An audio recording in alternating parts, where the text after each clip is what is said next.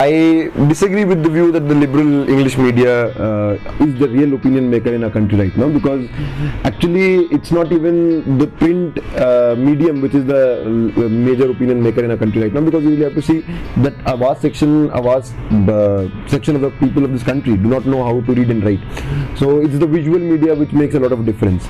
And in this age when, thanks to Mukesh Ambani, you have free data plans being given to people, social media makes a lot of difference. So as much as this regional vernacular media peddles a lot of propaganda of the government, you have a lot of propaganda coming every time on your phone as well, and where you are getting all kinds of news, all kinds of things being given over to you, and these are given over to you so many times, and it's like you are just being bombarded with a lot of information that people are not even verifying which one is true and which one is not true. For example, today a friend of mine was telling me, yesterday was Raksha Bandhan in India, and a particular festival which is about brothers and sisters. It's a Hindu festival, and there was this WhatsApp forward that was doing the rounds that in Aligarh Muslim University there was no holiday for Raksha Bandhan, so Hindu festivals, a Muslim university does not give holidays. The fact of the matter is, Raksha Bandhan in our country is not a gazetted holiday, but no one would try to sort of verify that. But these kind of forwards, they circulate in thousands, and they create a certain kind of an opinion about our country, in our country, and this is right now being used massively for hate mongering, for communal polarization, and they are the ones which are really making and shifting opinions. For example, you must be aware of the work done by Pratik Sinha and Alt News, how they're sort of busting all these hate messages and all these false fake news that is becoming really an epidemic in our country right now. And it's not simply that the fact that only hatred is being spread which does not have any ramifications. If you remember, just before the 2014 Lok Sabha elections, you had major riot, and I would not even call it a riot, it was simply a massacre in Muzaffarnagar, and that massacre began with rumors being circulated on WhatsApp. As a student of history, I have read about and I have studied communal riots over the last 100 years, and the communal riots have been there ever since the RSS was formed in 1925. And lies and rumors used to be spread to instigate riots. Now with technology, this is taking a different dimension altogether. So that is something we really need to think about. If we think that what the Indian Express or what newspapers like that really are able to make an intervention beyond the specific audience, they're not.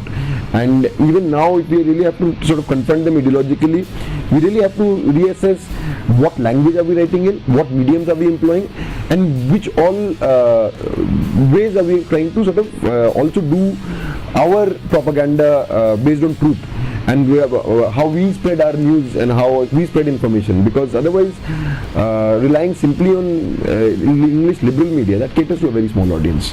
The party once again that has come to power in 2014, they have a particular vision of India which has utter contempt for anything diverse, and that is specific to this organization, the RSS.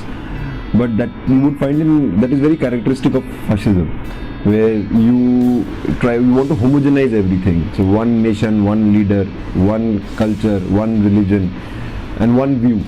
So it's a consequence of that they're sort of trying to impose Hindi elsewhere. And there was this slogan that was given by these people back in the 30s and 40s, before the transfer of power, before the British left, that Hindi, Hindu, Hindustan.